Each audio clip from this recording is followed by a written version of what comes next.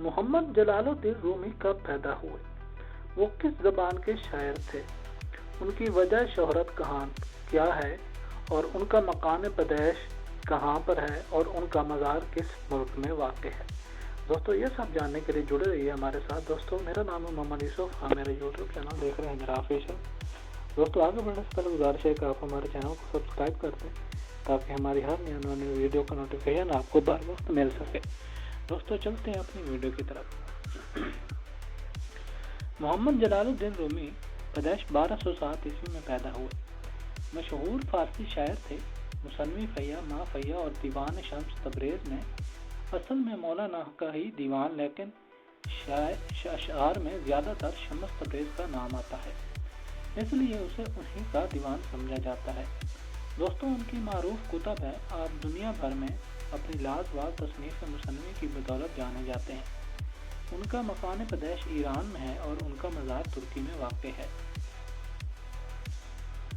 اصل نام محمد ابن حسین حسینی خطیبی بکری بلخی تھا اور آپ جلال الدین خداوندگار اور مولانا خداوندگار کے القاب سے نوازے گئے ہیں، لیکن مولانا رومی کے نام سے مشہور ہوئے۔ جواہر مزیہ میں سلسلہ نسب اس طرح بیان کیا ہے: محمد بن حسین بن احمد بن قاسم بن مسیب بن عبداللہ بن عبد الرحمن بن ابی بکران الصدیق۔ اس روایت سے حسین بلخی مولانا کے پردادا ہوتے ہیں، لیکن سپہ سالار نے انہیں دادا لکھا ہے اور یہی روایت صحیح ہے، کیونکہ وہ سلجوقی سلطان کے کہنے پر اناطولیہ چلے گئے تھے، جو اس زمانے میں روم کہلاتا تھا۔ ان کے والد بہاؤالدین بڑے صاحب علم اور فضل بزرگ تھے۔ ان کا وطن بلخ تھا اور یہی مولانا رومی 1207 عیسوی میں بمطابق 6 ربیع الاول 604 ہجری میں پیدا ہوئے۔ دوستو مولانا رومی نے ابتدائی تعلیم کے مراحل شیخ بہاؤالدین نے طے کروا دیے اور پھر اپنے مرید سید برہان الدین کو، جو اپنے زمانے کے فاضل علماء میں شمار کیے جاتے تھے، مولانا کا معلم اور عطالق بنا دیا۔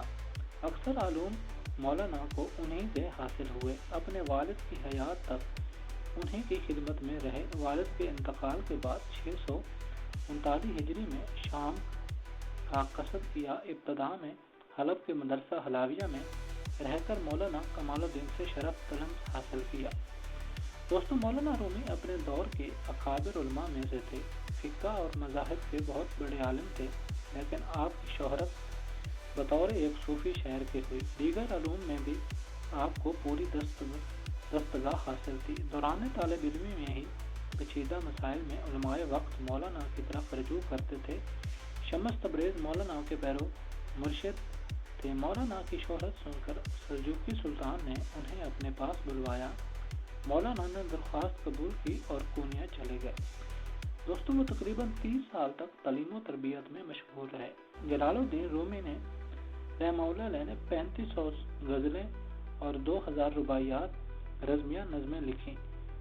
درویش احمد چشتی توبہ ماری مولانا کے 2 فرزند تھے۔ علاؤالدین محمد سلطان ولد علاؤالدین محمد کا نام صرف اس کے کارنامے سے زندہ ہے کہ انہوں نے شمس تبریز کو شہید کیا تھا۔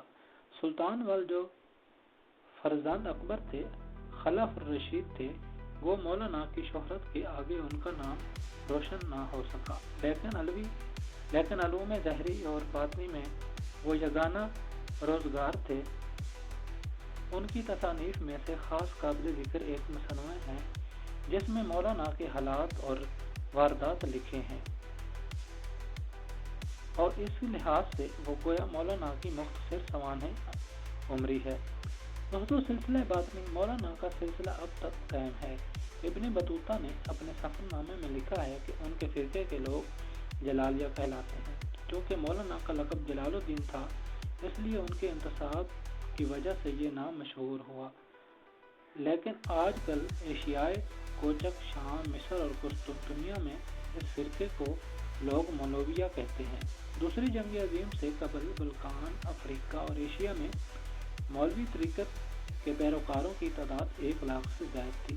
یہ لوگ نمد کی ٹوپی پہنتے ہیں جس میں जोड़ या दर्द नहीं होती। मशाइख इस टोपी पर अमामा बांधते हैं। खरका या कुर्ता बजाय एक चांटदार पजामा होता है। ज़क्र शुगल का ये तरीका है कि हल्का बांधकर बैठते हैं। एक शख्स खड़ा होकर एक हाथ सीने पर और एक हाथ फैलाए हुए रक्स शुरू करता है।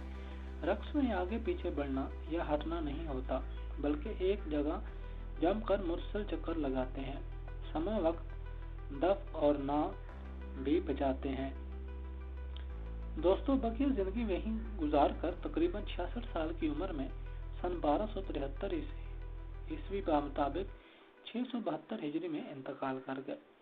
मज़ार मौलाना रूम एक म्यूजियम की सूरत में मौजूद है, जिसका रकबा 18,000 मुरब्बा मीटर है, जो दरगाह हज़रत मौलाना मस्जिद दरवेशों के कमरे, लाइब्रेरी, तबरकात के कमरे, समाहाल, मतबख, वसी लान, सहन, बागीचा और दफातर पर मुश्तमिल है। मौलाना म्यूजियम रोज़ाना सुबह 9 बजे से शाम 6 बजे तक बगैर वक्फे के खुला रहता है और इसमें दाखिले के लिए टिकट लेना ज़रूरी है। काफिला सलार इश्क हज़रत मौलाना जलालुद्दीन रूमी रज़ियल्लाहु अन्हु ने शहर कोनिया तुर्की को अपना दायमी मस्कन बनाया, जो तुर्की के मशहूर तारीखी शहर इस्तांबुल से 665 किलोमीटर के फासले पर वाक़ है। दोस्तों, हज़रत मौलाना रूमी फरमाते हैं कि कोनिया शहर को हमने मदीना तो औलिया का लक़ब दे दिया। इस शहर में वली पैदा होते रहेंगे। तुर्की के इस खूबसूरत और दिलकश शहर में हज़रत मौलाना जलालुद्दीन रूमी का मज़ार मुबारक मौजूद है। हज़रत मौलाना जलालुद्दीन रूमी का मज़ार मुबारक खूबसूरत और दिलकश डिज़ाइन के लिहाज से एक मुनफरिद मज़ार मुबारक है। ज़हरी और खूबसूरती और जाहो जलाल के अलावा अनवार और तजलियात के भी क्या कहने।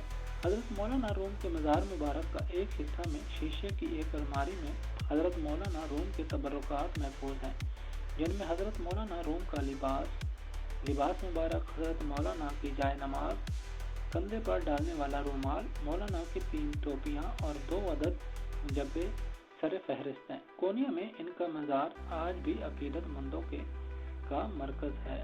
दोस्तों, उम्मीद करता हूँ आपको हमारी वीडियो अच्छी लगी होगी। अगर वीडियो अच्छी लगी है, वीडियो को लाइक कर दें, चैनल को सब्सक्राइब कर दें, ताकि हमारी हर नई आने वाली वीडियो का नोटिफिकेशन आपको बर वक्त मिल सके।